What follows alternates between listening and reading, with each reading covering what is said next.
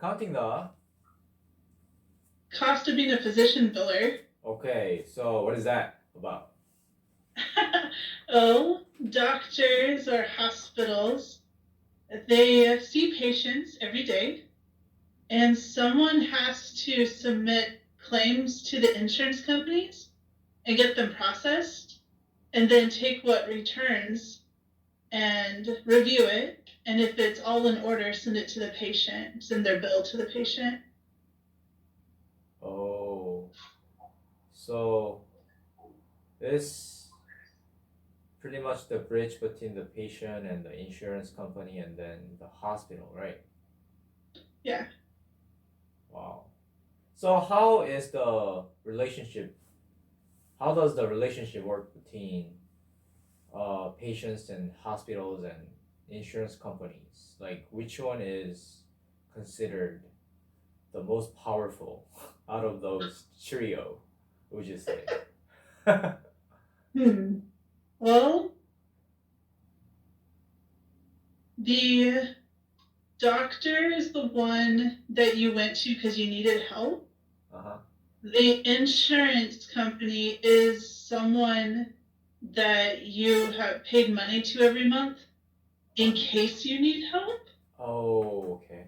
Okay. So, from a patient's point of view, they are counting on the doctors to keep them okay or to get them back to okay. Uh-huh. And they're counting on the insurance company to help ease the burden that comes financially from seeing that doctor. And Oh, they're oftentimes don't know, all the intricacies of how that works. yeah. It's an interesting world. Like, before I had healthcare related jobs, I get sick, I go to the doctor, and I didn't know, how to pay for it. It was over my head. And the role that I fill now, I help make things easier. I help the doctors get the payment. I help the doctors have a good relationship with their patients. I help the insurance companies get all the information that they need to be able to process stuff. And I help the patients understand what is the final, outcome of all that. Like, I make it easier. Wow, you're the ultimate middleman. Yes. So patients need secure system through which they can get help in case of emergency, and the insurance company has been collecting all the money when that happens, and the health providers are always ready to help you, I guess. And you are there to make things smooth. Yeah. Wow, that's awesome. So, how did you get started with that job? Well, when I came back from Korea 8 years ago, I there's a lot of teachers in America. Like, they're everywhere. So finding a job is really hard. And I went to my dad and I'm like, Dad, Grandma, I asked both of them for help. I'm like, what do I do? And Grandma was like, you should be like a CNA or a nurse or something. I'm like, oh, that's a smart idea. Dad, I'm thinking about going into healthcare. What should I do? Because, my grandma, she had some good ideas. And my dad was like, well, you are really good with computers. You've demonstrated having all these skills when you were a teacher. You should go into something to do with the medical billing side of things. So there's in medical billing, people get sick with lots of different things, and there's a lot of different procedures to help them be better. Uh-huh. And it's all coded with numbers and letters to make it standardized. So it doesn't matter who you see or which insurance you have, it's standard coding everywhere you go. Oh. And then there's like payment amounts. So let's say you get, I don't know, a splint on the wrist. The type of splint you get And whether it's just the wrist or the whole arm, it has a specific code, and that's going to have a specific price tag attached to it with that code. Oh. And it's standard. And he's like, you could be a medical coder. And I'm like, okay. So I went to school to become a medical coder. Turns out people want you to have experience in that field. I couldn't find a job. So I looked around. I'm like, okay, there's places nearby. I approached several places, and one place hired me to be the middleman between insurance and the doctors. And this was a job before what I have now. I worked for the insurance company, and I helped our members understand what they had, and I helped them to get their claims processed to try to ease their burden. And I wanted to get closer to being a medical coder because I had gotten schooling on that. So I looked again, and I found the job I have now, and I became hired by them. And now I work for the doctors, talking to the insurance company. It flip-flopped. Oh. Wow, that's very interesting. So how long did you study for this, the training? The medical coding itself was a year and a half for me, but the job I have in both working for insurance, helping the members, and working for the doctors, helping the patients, require no training. The company that hires you, they train you themselves. But the job I have now, it has many different departments, and one of the departments is a coding department. So as I'm helping doctors with their relationship with their patients, I am in contact and constantly talking with coders. So I'm getting that exposure and that influence so that I learn more. Oh, I guess both teaching, and your schooling have been helping you in terms of communication and the skills that are required to perform the task, right? Very much so. I got so good at my last job, they had me train other people to do it. Oh. So I used all the skills I learned in Korea here. Well, that's awesome. And then my current job, I'm really new at it still. I'm still learning.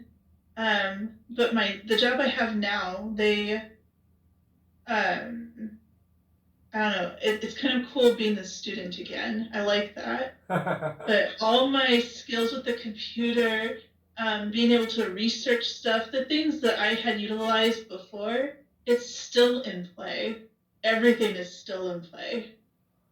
As far as I know, when it comes to healthcare providing or healthcare care receiving, people can be easily frustrated because they don't know the terms, they don't know how it works, and it sounds like you're pretty capable of breaking things down in a way the listeners can understand. Yeah, exactly. You said it perfectly. Yeah, so wow, it sounds like a really good foundation that you were able to build before you got into the job. So Exactly. so you worked for an insurance company, and then now you're working for the hospital, right? Mm-hmm. So, do you have any stories from each incident, from each experience that can illustrate what it's like to try to balance between two parties that are frustrated or that are misunderstanding each other? I can try. Let's see. For insurance, when I worked for them, I had a lady call in. I'm going to tell a paraphrase generic mesh Sure, yeah, because if I am too specific on a specific story, that's kind of yeah, that's fine. Alright, so we would have people call in, Uh-huh. and they would have a complaint saying, hey, I've got a bill from the doctor, and the bill is for something that I thought would be covered, it would be paid for. And uh, I would look at their policy, and if their policy, that was what their policy was, I would explain how their policy was and then how the visit fit the policy. But sometimes we just didn't have the medical records to show what the full picture. So we had processed to what we understood it to be, but we didn't know that there was more. And in those cases, I would call the doctor on their behalf and I would obtain the records we needed. And then I would get that sent to the appropriate departments within our company so that they could have the claim process to pay more because that's what their policy was, that's what they paid for. And then they'd have better coverage because I could see where the gap in knowledge was at and get that filled. Oh, so the customer wanting to get paid more, wanting to get compensated more, but a doctor would have to provide more details so that insurance companies can return more money back to the patient, right? For example, if you go to an emergency room, some policies say it has to be life-threatening. If it's not life-threatening, you should just go to a doctor or an urgent care office. And a lot of people would go to the emergency room because they couldn't breathe, or that was the most common one. They had trouble breathing. And the doctor would submit a claim, but the code on the claim said they had a cough. Well, a cough is not life-threatening. That's no big deal. You should go to the doctor for that. So I would explain, the claim shows from the doctor that you had a cough, and that's something you should go to a doctor for, not to an emergency room. And then the patient would say, oh no, I couldn't breathe. I was having difficulty. Someone had to help carry me. I'm like, well, that's important to know. I did not know that. We don't have record. So I reach out to the doctor's office and I say, hey, the patient called us. This is what they're telling me. May I have a copy of the medical records so I can see? And if they had medical records that showed all that information, then I would take that and get it to the claims department so that they could process the claim at the emergent level it truly was.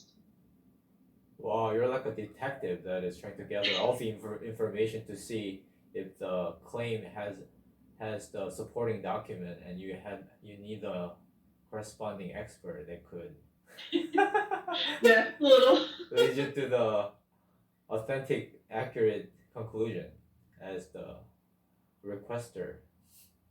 Yeah. Is demanding. Wow, that's very interesting. Yeah. On the other side of the coin, like if you're working for a doctor's office or if you're working for a hospital, you send things to insurance and they'll come back with a claim process per the policy that they have.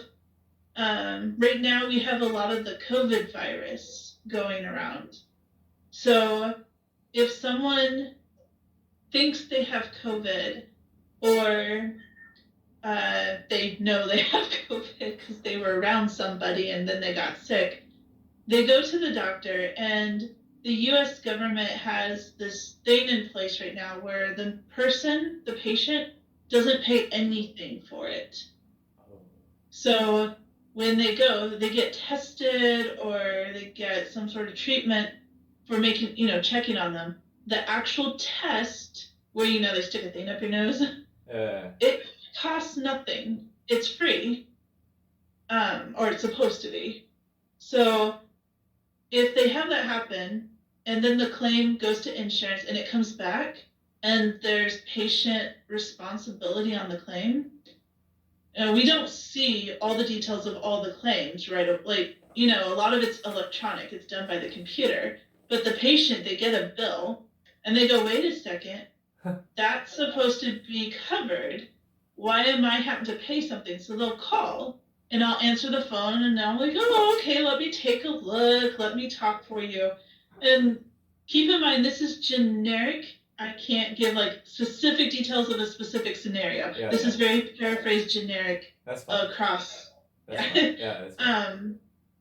What I could do for them is I reach out, I check medical records, and I see if we perhaps didn't code the claim right, or we don't have all the documentation that was needed included.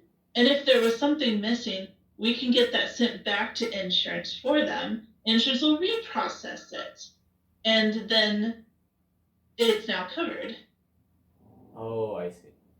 So the So patient. they call, they're usually upset. So you have to deal with angry people all the time. Not necessarily angry so much as Like confused, I guess. bewildered, confused. Oh, I see. And they're like, what's happening? Help me. I guess the more accurate way to say is uh not as happy.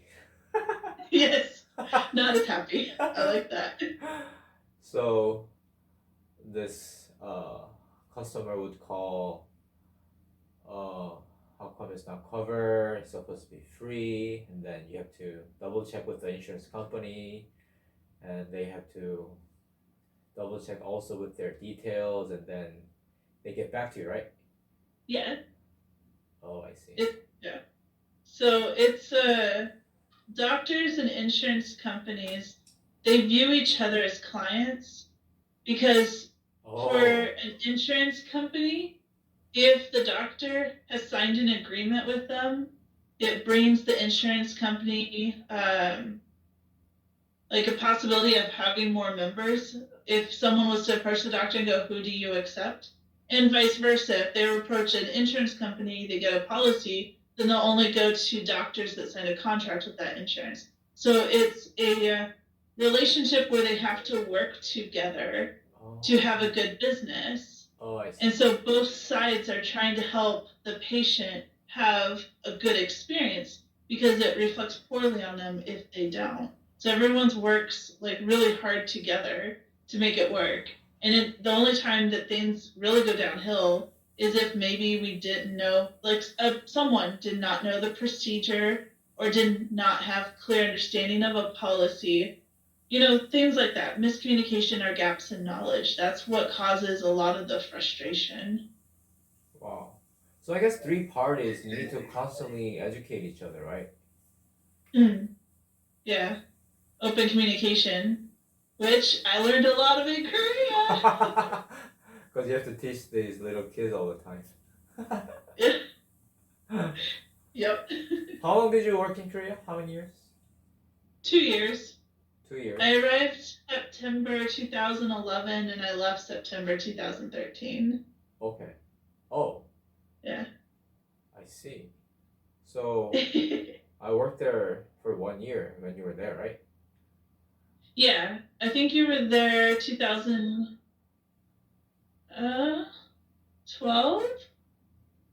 Yeah, I don't know. You were there. I was there when you left. Yes, you were there when I left. Yeah, I remember that. So what made you want to teach in the first place? Well, my mom was a teacher. Oh. She taught kindergarten through like 10th grade. And she taught in one-room schools, so she had all ages at the same time. Wow. And I'm like, I don't want to do that. So I specialized in history because I love history. I love to tell stories and help people see how different other viewpoints viewed the exact same scenario. That's something I enjoy. Cause effect. Oh, that's so cool. So you did like history education for your undergrad or something? Yeah. Wow, I see. So I mean, history is a one-sided story. Whoever records it. It can be. If you can find multiple records, you can find multiple points of view. Yeah.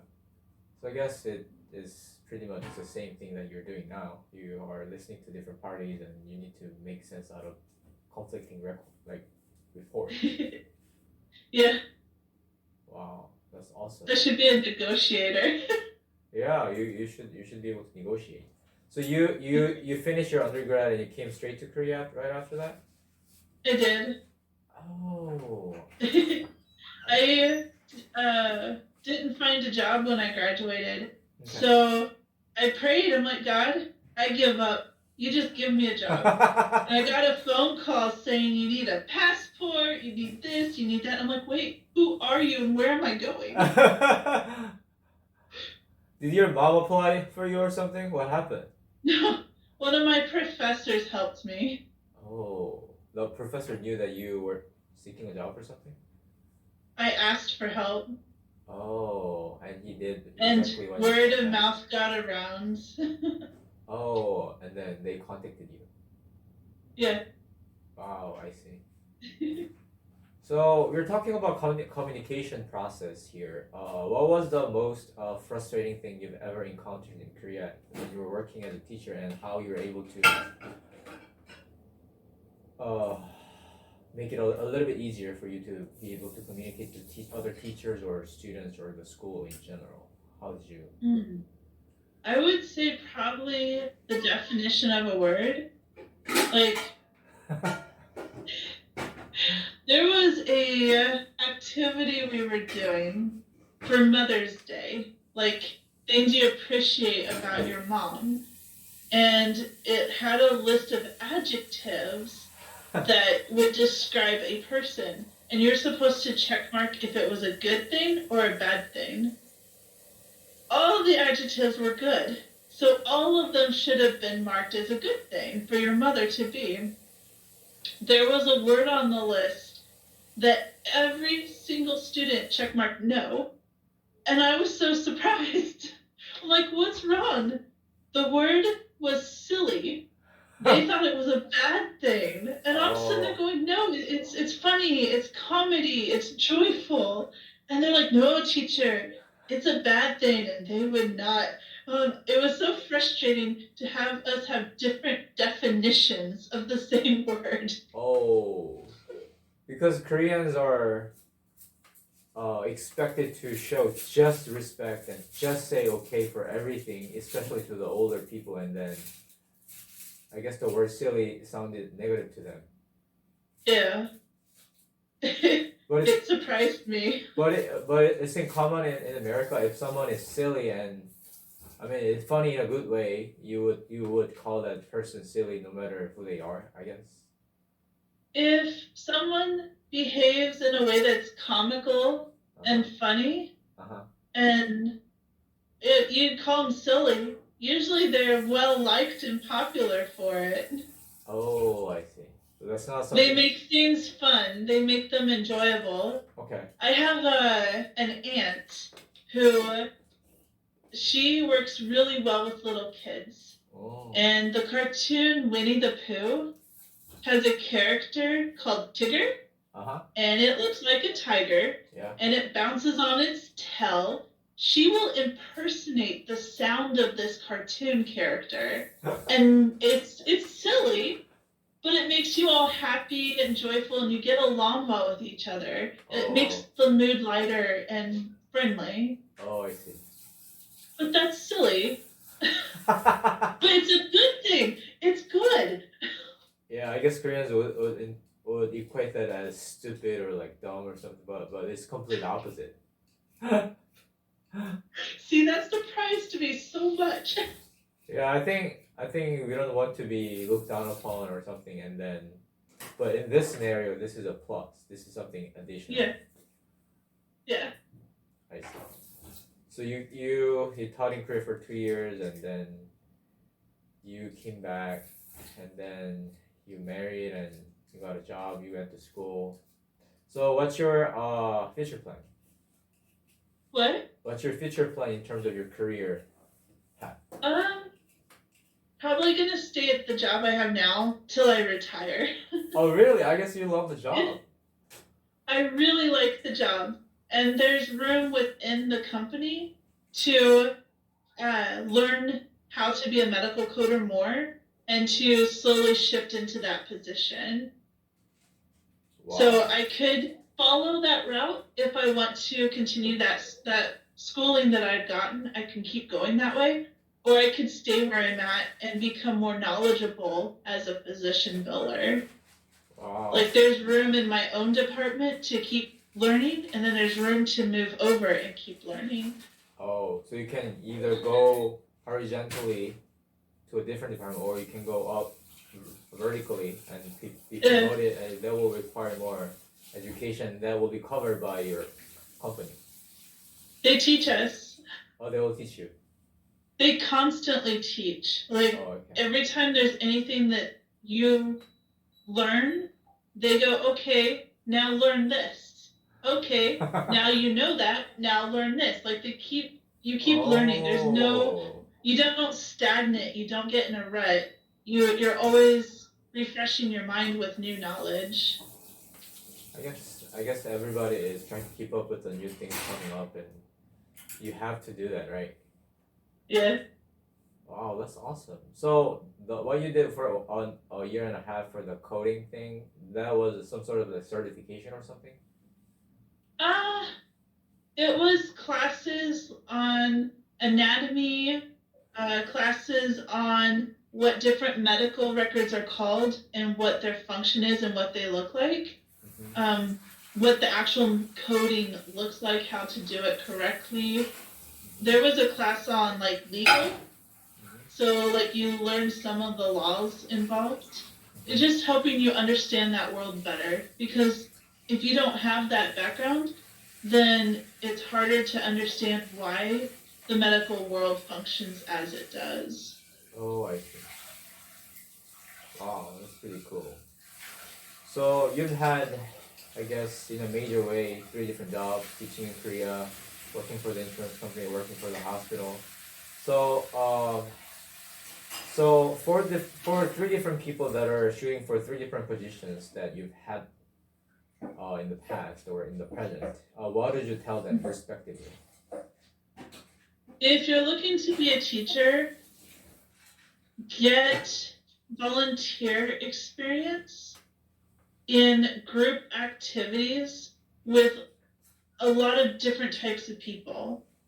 Like learn to see with a wider perspective, like think, be open-minded, where if you meet someone who comes from a different culture or a different economic background, then you're going to be more open to their perspective, to their thoughts, and they're going to learn differently too. So if you've already understand how they view things, then you can communicate better, and then you can help them learn better, because you've opened yourself up to a broader understanding of the people around you. So having that, I say volunteer because it's hard to find jobs that'll pay you, especially if you're in high school. But high school, college, get that exposure, and then if you're interviewed, it might not be on your resume, but if you're interviewed, you can bring up those examples of how you learned this or engaged in people in these scenarios, and it will help with the interview process.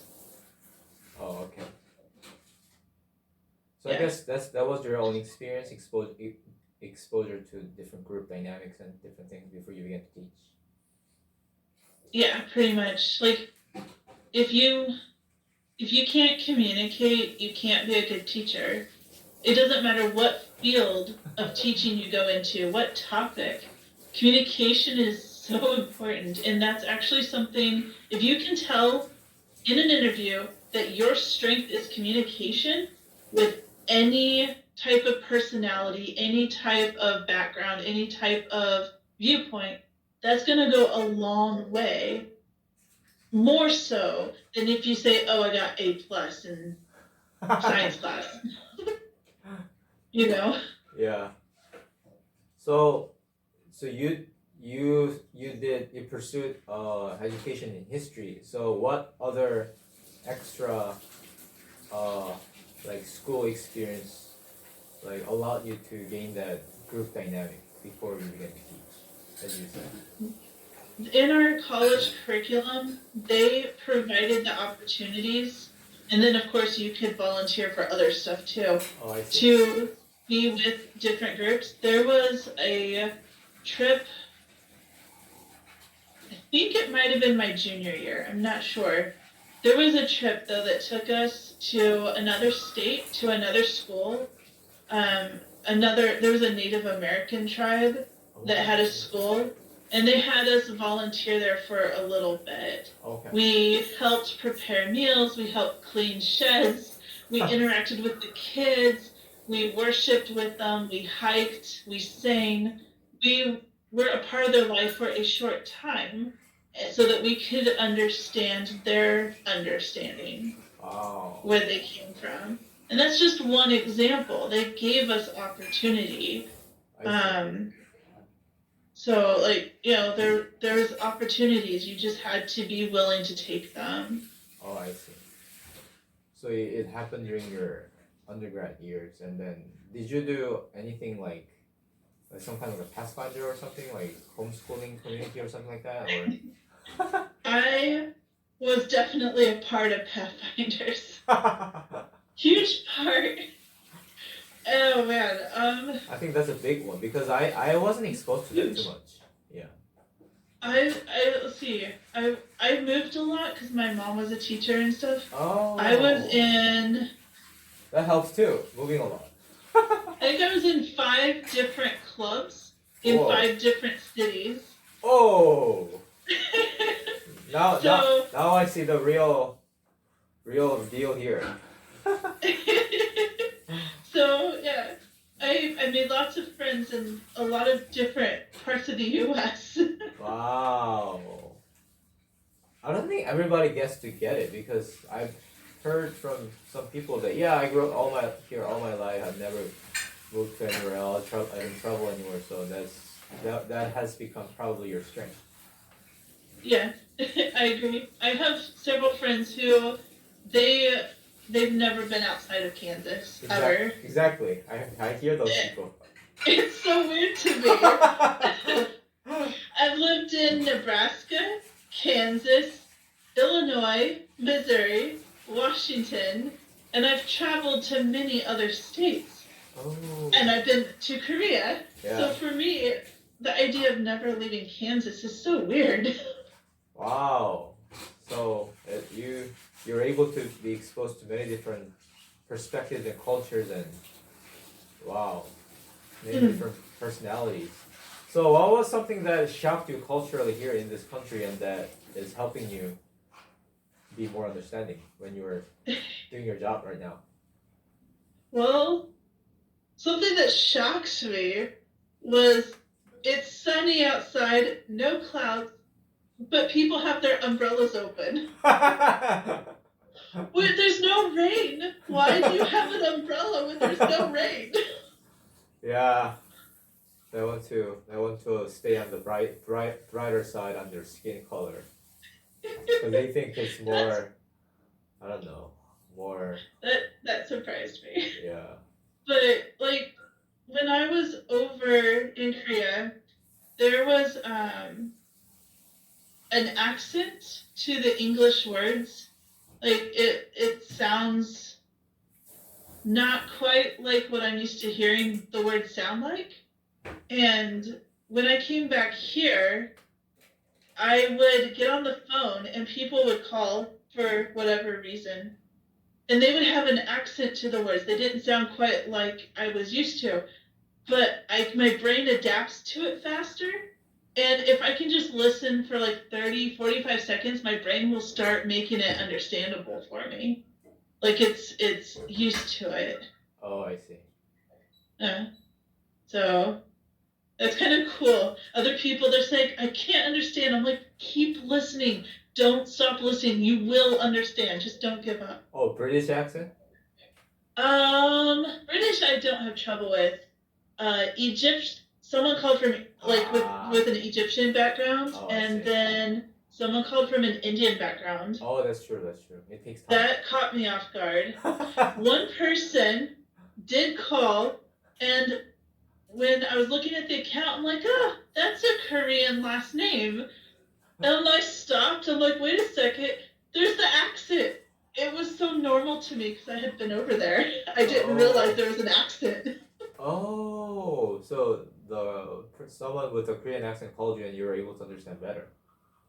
Oh yeah, it was kind of natural almost to me, That's true. not to others, but to me.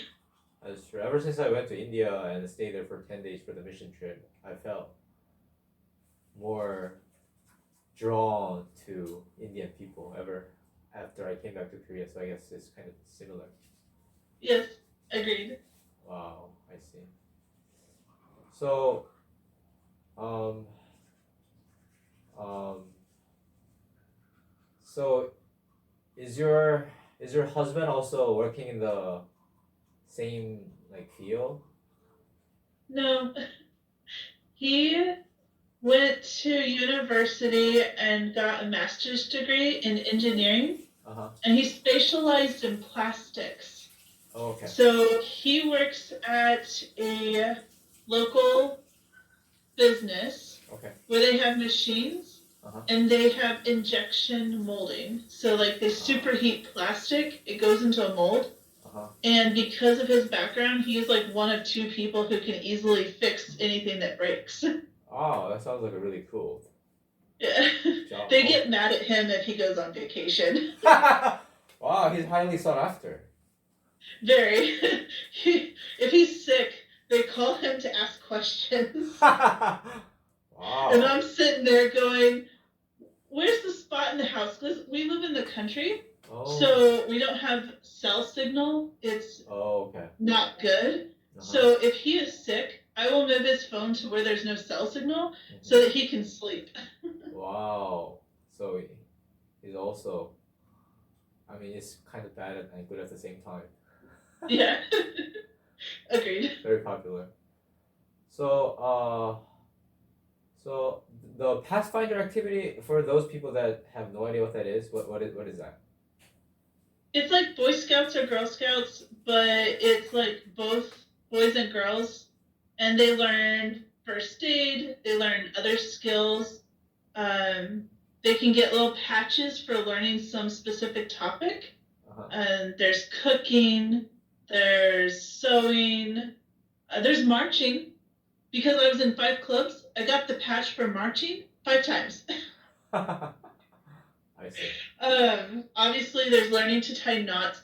All the stuff that you would do in any youth group is basically Pathfinders. Wow. And it's Christian based. Okay. So what sets it apart is we have worship services, and we get together with other Pathfinder groups to have competition who remembers a section of the Bible the best. They know several months in advance what the passage is, and they study.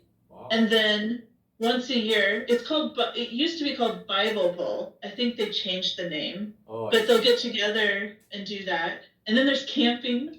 Love the camping. Wow. Yeah, as I hear from you, you love people, and then your past experiences that require social skill, practical skills, relational, emotional skills, and all these things have molded you the person that you are now. So, and what about the current job that you have? What would you tell teenagers that are wanting to work in your position? Apply in high school if this is a route you want, because especially the job I'm at, they have people in high school who work there part-time, and then in college they work there part-time.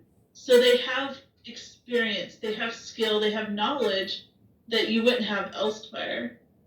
And they can either stay and make that a career, or they can take those skills and have a solid resume to take with them if they wish to go somewhere else.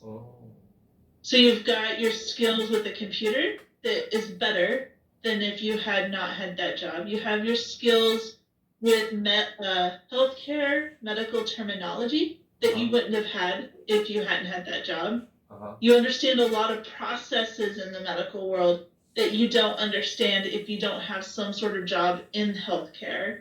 Like you have all this knowledge that you gain that either allows you to continue in that path after you've graduated, or you now have a solid foundation if you wish to go into some other job field, whether you want to be a lawyer or you want to be a librarian, it doesn't matter. Anything that involves a computer and being able to communicate with people, you now have it.